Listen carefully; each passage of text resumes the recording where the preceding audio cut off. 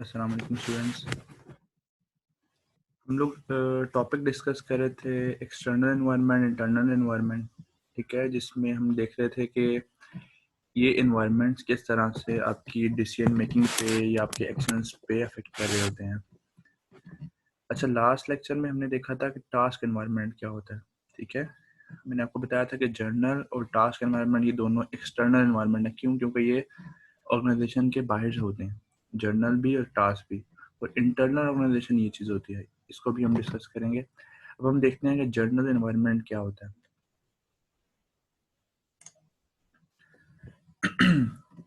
अच्छा, देखिए, journal environment is the larger environment with in which the task environment is embedded. Journal environment वो environment होता है जो लार्जर होता है, इसके अंदर ही टास्क एनवायरनमेंट पाया जाता है। ठीक है, अब जर्नल एनवायरनमेंट में क्या चीज़ें शामिल होती हैं? Political and legal forces, macro economic forces, demographic forces, technological forces. ठीक है, ये चीज़ें, ये फोर्सेस जर्नल एनवायरनमेंट में शामिल होती हैं। अब हम वन बाय वन देखेंगे कि ये फोर्सेस जो हैं, ये जो एनवायरनमेंट की जो फोर्सेस हैं, किस तरह से एक बिजनेस पे असरअंदाज हो सकती है। पहले हम देखते हैं जी, पॉलिटिकल एंड लीगल फोर्सेस। देखें, पॉलिटिकल इन्वायरमेंट, ये जो पॉलिटिकल जो ये पॉलिटिशियंस होते हैं, यही लॉज बनाते हैं। ठीक है, यही कि कभी किसी चीज़ों को बैन करते हैं, कभी किसी चीज़ को अलाउ करते हैं। ठीक है, तो उस बेस पे एक बिजनेस के लिए अपॉर्चुनिटीज भी क्रिएट हो सकती हैं, थ्रेट भी क्रिएट हो सकते हैं। अपॉर्चुनिटी मीन बिजनेस उसमें इन्वेस्ट कर सकता है, बिजनेस उसमें अपने आप को एक्सपेंड कर सकता है, बिजनेस उससे फ़ायदा उठा सकता है। जबकि थ्रेट मीन जिससे बिजनेस को नुकसान हो सकता है। ठीक है, जिसको मैनेज करना पड़ता है किसी तरह बिजनेस को, ताकि उसका असर बिजनेस पे ना हो या कम से कम असर हो उसका। ठीक है, तो वो थ्रेट होता है। तो पॉलिटिकल लीगल फोर्सेस बेसिकली क्या करती हैं, किस तरह से बिजनेस पे अफेक्ट कर सकती हैं। देखें, इसमें एग्जांपल एक शो की गई है कि 1979 में 29 न्यू एयरलाइंस को एंटर होने की इजाज़त दी गई थी गवर्नमेंट की तरफ से। बेसिकली ये यूनाइटेड स्टेट्स की तरफ से एग्जांपल है। 29 एयरलाइंस को एंटर होने की इजाज़त दी थी, मतलब वो नया बिजनेस शुरू कर सकती है। तो जब 29, अगर हम इस सेंस में देखें कि जो नई 29 एयरलाइंस आने वाली हैं या आने लगी हैं, ये जो गवर्नमेंट ने परमिशन दी है, ये उनके लिए एक अपॉर्चुनिटी है। ठीक है, वो अपने आप को इसमें रजिस्टर करवा सकती हैं, इस बिजनेस में एंटर हो सकती हैं। ठीक है, एक तरह से ये अपॉर्चुनिटी भी है। लेकिन देखें, नेक्स्ट क्या लिखा है, जब वो एंटर होगी लेट्स से, तो उससे क्या हुआ? The increase in passenger carrying capacity after deregulation led to excess capacity on many routes। जब ये सारी की सारी एंटर हो गई, उससे हुआ क्या? उससे ये हुआ जी कि कैरिंग कैपेसिटी बढ़ गई। लेट्स से एक रूट है, अगर हम जनरली बात करें, आपने सरगोदा से लाहौर जाना है, अगर पहले एक सर्विस मौजूद थी, ड्राइवर मौजूद थी। ठीक है, उसकी एक या दो बस जाती थी एक टाइम में। लेकिन अगर डिफरेंट कंपेटर्स आ गए हैं, फैशन मूवर्स वाले आ गए हैं, बिलाल ट्रैवल वाले आ गए हैं, न्याजी वाले डिफरेंट आ गए हैं, तो इससे होगा क्या? इससे ये होगा कि कैरिंग कैपेसिटी बढ़ जाएगी। अब कैरिंग कैपेसिटी बढ़ने से मतलब यह है कि जाने वाले लोग कम हो गए हैं। ठीक है, जो लेकर जाने वाले हैं, जिनकी बसेज हैं, जो ये फैसिलिटीज प्रोवाइड करें, वो बहुत ज़्यादा हो गए हैं।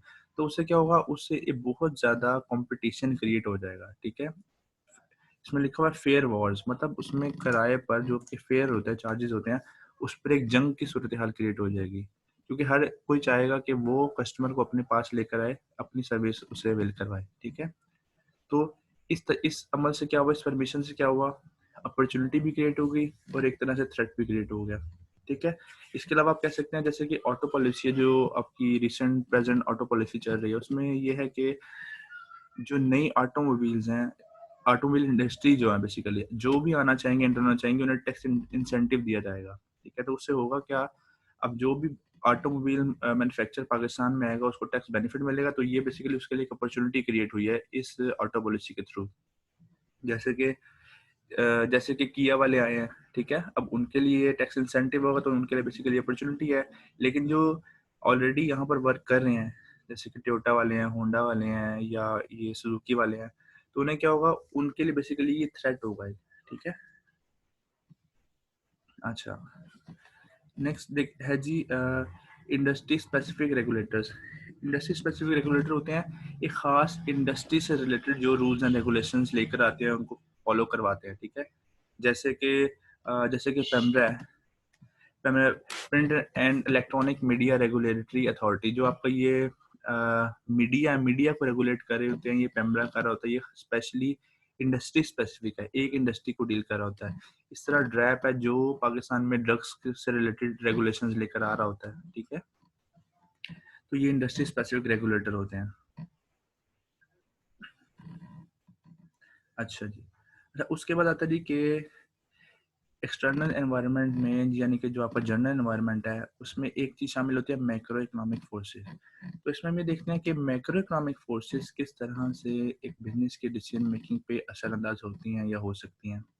अब मैक्रो इकोनॉमिक फोर्सेस कौन सी होती हैं जी? इसमें आपका ग्रोथ रेट आता है, इंटरेस्ट रेट आता है, करेंसी एक्सचेंज रेट्स आता है, इन्फ्लेशन रेट्स आता है, ठीक है। अब ये किस तरह से असरअंदाज होती हैं, देखें। लेट्स से ग्रोथ रेट है ये, ठीक है, ये ग्रोथ रेट है आपका। ग्रोथ रेट किस तरह से असरअंदाज होता है? अगर आप देखते हैं कि एक इकोनॉमी ग्रो कर रही है, ग्रो करने का मतलब ये होता है कि लेट्स से अगर पहले 1,000 रुपये एक बंदे के पास होते थे इस्तेमाल करने के लिए, तो अब उसके पास 1,000 के बजाय 1,200 है हर एक बंदे के पास। तो बेसिकली जब ग्रोथ आती है तो लोगों के पास पैसे ज़्यादा होते हैं इस्तेमाल करने के लिए, ठीक है, हर एक के पास ज़्यादा होते हैं पैसे इस्तेमाल करने के लिए, ठीक है। तो इससे क्या होता है, इसमें एक अपॉर्चुनिटी क्रिएट होती है बिजनेसेस के लिए, कि वो देखते हैं कि जिस एरिया में वो बिजनेस कर रहे हैं, वो वर्किंग कर रहे हैं, वो क्या करते हैं, वो कहते हैं यार अब हम इस ग्रोथ रेट की बेस पे अपना बिजनेस एक्सपैंड कर सकते हैं। क्यों? क्योंकि अब लोगों के पास ज़्यादा पैसे इस्तेमाल करने के लिए, तो हम अपनी प्रोडक्ट ज़्यादा बना सकते हैं, हम अपने बिजनेस को एक्सपैंड कर सकते हैं। तो बेसिकली एक अपॉर्चुनिटी क्रिएट हो जाती है। अच्छा, इसी तरह नेक्स्ट है जी इंटरेस्ट रेट। इंटरेस्ट रेट ये भी मैक्रो इकोनॉमिक फोर्स है। अब इंटरेस्ट रेट किस तरह से इफेक्ट कर सकता है? देखिए, बहुत से लोग होते हैं जो बैंक्स के थ्रू अपनी प्रोडक्ट्स को फाइनेंस करवाते हैं। गाड़ी लेनी है, बाइक लेना है, कोई इलेक्ट्रॉनिक का सामान लेना है, ठीक है, या फर्दर कोई और चीज़ लेनी है। तो इंटरेस्ट रेट किस तरह से इम्पेक्ट करता है उस पर? अगर इंटरेस्ट रेट ज़्यादा होगा तो उससे क्या होगा, इंटरेस्ट रेट ज़्यादा होने से लोग कम जाएंगे, अपनी क्या कहते हैं, लोगों की डिमांड कम होगी। अगर एक बंदा गाड़ी लेने जा रहा है, उसे 10% पे गाड़ी मिल रही है, अगर तो इंटरेस्ट रेट 10 से कम हो जाता है तो ज़्यादा लोग जाएंगे बैंक से फाइनेंसिंग करवाने गाड़ी लेने, ठीक है, यानी कि डिमांड बढ़ जाएगी। यही अगर इंटरेस्ट रेट बढ़ जाएगा, 10 से बढ़ के 18-20% हो जाएगा, तो बैंकिंग एक्टिविटी कम हो जाएगी, लोग बैंक के पास जाना कम कर देंगे, डिमांड कम कर देंगे, ठीक है। अच्छा, इस तरह एक करेंसी एक्सचेंज रेट्स। अब currency exchange rate business activity पे किस तरह से असरअंदाज हो सकते हैं जी? यहाँ पर एक्सप्लेनेशन भी दी हुई है, इंटरेस्ट रेट से related, exchange rate, currency exchange rate से रिलेटेड। तो करेंसी एक्सचेंज रेट से रिलेटेड क्या होता है? जब एक्सचेंज रेट आपका चेंज होता है, क्योंकि ये ग्लोबल इकोनॉमी है, आपकी प्रोडक्ट सिर्फ एक जगह पे सेल नहीं हो रही, डिफरेंट मार्केट्स में, डिफरेंट कंट्री में सेल हो रही होती है। तो जब एक्सचेंज रेट बढ़ता है, कम होता है, उससे कैसे असरअंदाज होता है? जैसे कि अगर डॉलर की प्राइस कम होती है, ठीक है, डॉलर की प्राइस जिस तरह से कम होगी, तो हमारे लिए उतना आसान होगा कि हम बाहर की चीज़ परचेज कर सकें, ठीक है। अगर आपको एक चीज़ पाकिस्तान में 200 रुपये की मिल रही है और बाहर से इंपोर्ट करने में वो आपको $1 की मिलती है, अगर तो डॉलर का एक्सचेंज रेट आपका 210 रुपये है, तो फिर तो आप पाकिस्तान से परचेज कर लेंगे, आपको सस्ती पड़ेगी। लेकिन अगर डॉलर का रेट 120 है, 130 है, तो आप बाहर से वो चीज़ इंपोर्ट कर सकते हैं। बाहर से इंपोर्ट करने से क्या होगा कि वो चीज़ आपको सस्ती पड़ेगी, ठीक है। तो ये बेसिकली एक्सचेंज रेट का इफेक्ट होता है, ठीक है। इसी तरह इन्फ्लेशन का भी इफेक्ट होता है, ठीक है। अच्छा जी, नेक्स्ट है जी डेमोग्राफिक फोर्सेस। अब डेमोग्राफिक फोर्सेस क्या होती हैं? डेमोग्राफी यानी कि एक जो एरिया है उसमें जो पॉपुलेशन है उसमें क्या करेक्टरिस्टिक्स हैं, उनकी एज है, उनके जेंडर है, एथनिक ओरिजिन है, रेस है, और सेक्सुअल ओरिएंटेशन है, सोशल क्लासेस हैं।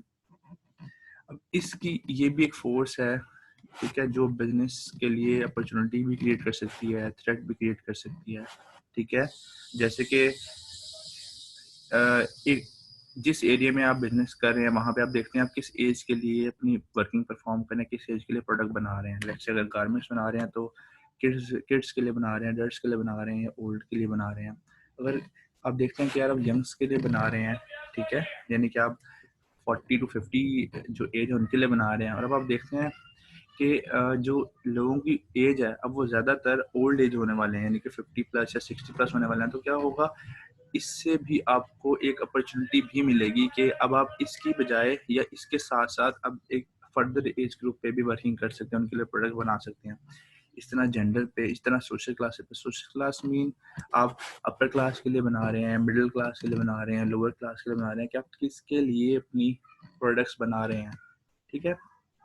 तो डेमोग्राफिक फोर्सेस जो होती हैं, ठीक है, ये भी आपकी डिसीजन मेकिंग पे, आपके एक्शंस पे असरअंदाज होती हैं। एक बिजनेस की आपसे मुराद है एक बिजनेस, आप जो भी एक्शन लेना चाह रहे हैं, डिसीजन मेकिंग करना चाह रहे हैं, तो ये फोर्सेस उस पर असरअंदाज हो रही होती हैं, जिसमें एक डेमोग्राफिक फोर्स भी शामिल है।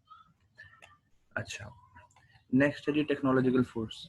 अब टेक्नोलॉजिकल फोर्स किस तरह से आपके डिसीजन मेकिंग पर असरअंदाज हो सकती है? देखिए, जब कोई नई टेक्नोलॉजी आती है तो लोग उस टेक्नोलॉजी की तरफ शिफ्ट कर जाते हैं, ठीक है? जैसे कि पहले क्या होता था, सिंपल फ़ोन्स आ रहे होते थे, जो सिंपल मोबाइल फ़ोन होते थे वो आते थे, ठीक है, कीपैड वाले। तो उसमें क्या था उसमें, लेकिन जब टेक्नोलॉजी आई तो एंड्रॉयड की तरफ शिफ्ट कर गए। तो जब टेक्नोलॉजी से वो एंड्रॉयड की तरफ शिफ्ट किया तो ये बेसिकली टेक्नोलॉजिकल फोर्स है, टेक्नोलॉजिकल चेंज है जो टेक्नोलॉजी की वजह से है। इससे क्या होता है कि ये एक अपॉर्चुनिटी भी है, एक थ्रेट भी है। अपॉर्चुनिटी किसके लिए है? जो जिसके पास इतनी पावर है कि वो अपने आप को चेंज कर सके या इस टेक्नोलॉजी को अडॉप्ट कर सके, ठीक है? अब जिस कंपनी ने इसको अडॉप्ट किया, जो एंड्रॉयड की तरफ आ गए, उनके लिए तो ये अपॉर्चुनिटी थी, ठीक है? जो इसकी तरफ नहीं है, यानी कि लेट्स से आपके नोकिया वाले जो थे, नोकिया ने इसको अडॉप्ट नहीं किया, वो एंड्रॉयड सिस्टम पे नहीं है, वो अपना ऑपरेटिंग सिस्टम लेकर आए, उस पर चलते रहे। तो क्या हुआ, नोकिया जिसकी हाईएस्ट सेल्स थी, अब नोकिया आपको मार्केट में नज़र ही नहीं आता। तो ये टेक्नोलॉजिकल फोर्स इस तरह से अपॉर्चुनिटी भी क्रिएट कर रही होती है, किसी ना किसी के लिए थ्रेट भी क्रिएट कर रही होती है, ठीक है? अच्छा जी।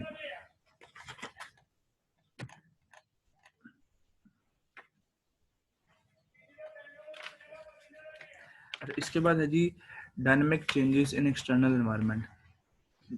जो आपका एनवायरनमेंट होता है वो उसमें चेंजेस आती रहती है कांस्टेंट बेसिस पे या जिस तरह से भी, लेकिन आपका जो एनवायरनमेंट है वो चेंज होता रहता है।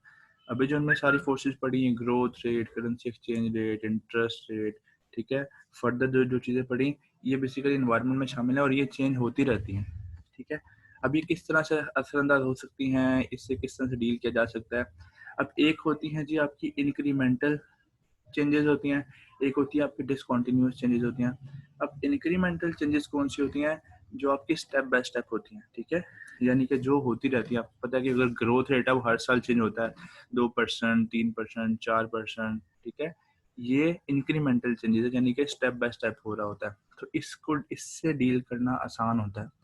क्यों? क्योंकि मैनेजर आपको पता है, आप प्रेडिक्ट कर सकते हैं कि ये काम होना है, ये काम कब होना है। ग्रोथ रेट अगर ग्रोथ होनी है, ये ग्रोथ रेट एक आपको फिगर दिया जाएगा 3%, 4% या जो भी, तो उसकी बेसिस पे आप रिस्पॉन्ड कर सकते हैं, अपनी फर्म को प्रिपेयर कर सकते हैं उसको रिस्पॉन्ड करने के लिए। अच्छा, लेकिन डिसकंटिन्यूअस चेंजेस क्या होती हैं? यानी वो चेंजेस जो अचानक से आ जाती हैं, ठीक है? जिसको आप प्रिडिक्ट नहीं कर सकते, इसे कहते हैं डिसकंटिन्यूअस चेंज। जैसे कि आप कह सकते हैं कि अभी रिसेंटली क्या हुआ, गवर्नमेंट ने बैन बैन लगा दिया इंपोर्टिंग कार्स पे, ठीक है, कि आप गाड़ियाँ जो है इंपोर्ट नहीं कर सकते या उस पे चार्जेस जो हैं वो बहुत ज़्यादा लगा दिया। उससे क्या हुआ, डिसकंटिन्यूअस चेंज था, तो वो उससे उसने एक प्रॉब्लम क्रिएट कर दिया आपके बिजनेस एनवायरनमेंट में। तो ये डिफरेंस है इंक्रीमेंटल चेंजेस में, डिसकंटिन्यूअस में। इंक्रीमेंटल चेंज वो होता है जो स्टेप बाय स्टेप होता है जिसको आप प्रिडिक्ट कर सकते हैं, आप जान सकते हैं कि यार अब ये होने वाला है। डिसकंटिन्यूअस चेंज होता है जो अचानक से एक चेंज आ जाता है, ठीक है, इसको रिस्पॉन्ड करना उतना ही मुश्किल होता है।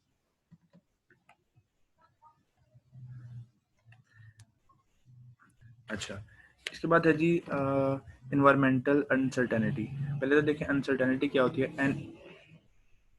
An inability an inability to predict with accuracy the nature, magnitude, timing and direction of change in environment. Uncertainty क्या होती है? एक ऐसी सूरत हाल जिसको आप जांच ना सकें, ठीक है, जिसको आप समझ ना सकें, जिसको आप प्रिडिक्ट ना कर सकें, जिससे रिलेटेड आप फोरकास्ट ना कर सकें, ठीक है, आप ये ना जान सकें कि अगर ये चेंज आ रहा है तो ये किस नेचर का होगा, कितना चेंज होगा, इसकी टाइमिंग क्या होगी, कब चेंजेस आएंगी। तो ये बेसिकली ये बेसिकली एक अनसर्टेनिटी क्रिएट कर रही होती है, ठीक है।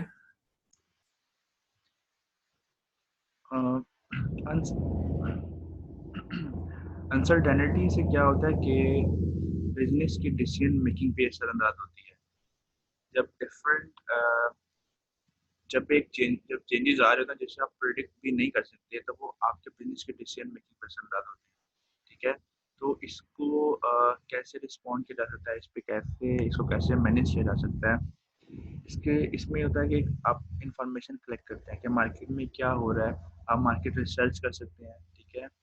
मार्केट रिसर्च क्या बताती है आपको कि आपको क्या कौन सा स्टेप लेना चाहिए, ठीक है। कौन सा स्टेप लेना चाहिए, आपके कस्टमर्स क्या डिमांड कर रहे हैं, उनकी डिमांड अगर चेंज हो रही हैं, प्रेफरेंसेस चेंज हो रही हैं, तो आप उसको रिस्पॉन्ड कर सकें, ठीक है। अगर वो कोई नई प्रोडक्ट चाह रहे हैं या प्रोडक्ट चेंजेस चाह रहे हैं, तो जब हम मार्केट रिसर्च करेंगे तो आपको पता लगेगा, अदरवाइज आप लोग पीछे रह जाएंगे और कोई और जो बिजनेस है वो इसका फ़ायदा उठा लेगा, ठीक है। इसके अलावा कॉम्पिटिटिव इंटेलिजेंस, ये भी एक तरीका है अनसर्टेनिटी को मैनेज करने का। इसमें क्या होता है, मार्केट रिसर्च में आप अपने कस्टमर्स को देखते हो, ठीक है। कॉम्पिटिटिव इंटेलिजेंस में आप अपने कंपेटिटर को देखते हो कि आपका कंपेटिटर बेसिकली कि मार्केट में क्या कर रहा है, ठीक है, क्या कर रहा है, किस तरह के प्रोडक्ट ऑफर कर रहा है, ठीक है।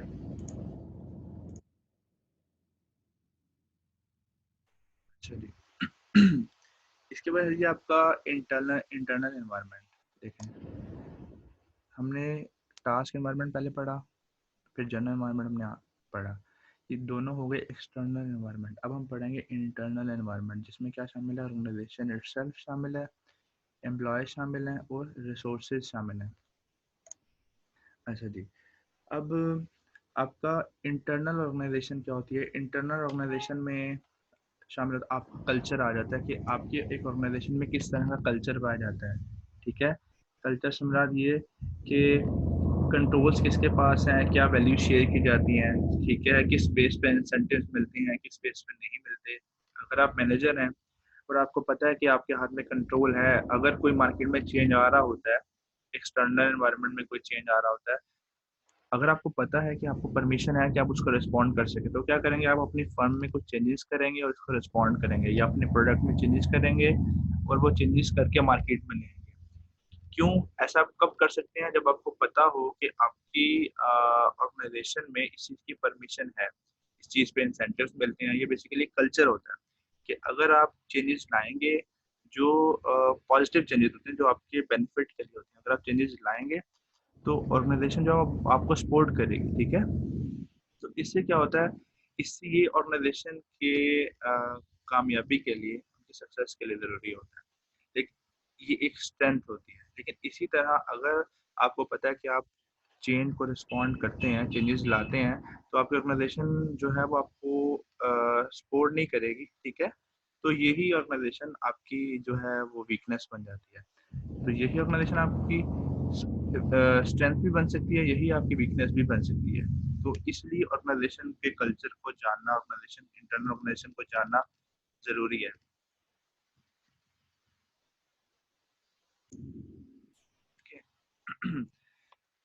देखें, ऑर्गेनाइजेशन को जानना क्यों ज़रूरी है, क्योंकि एक मैनेजर ने ऑर्गेनाइजेशन को ही लेकर चलना होता है, ऑर्गेनाइजेशन से ही वर्किंग परफॉर्म करवानी होती है, उनके थ्रू ही एक्शंस लेने होते हैं, जो डिसीजन मेकिंग होती है वो भी उनसे रिलेटेड होती है। इसलिए ऑर्गेनाइजेशन को जानना, इंटरनल ऑर्गेनाइजेशन को जानना, इसके कल्चर को जानना ज़रूरी होता है, ठीक है।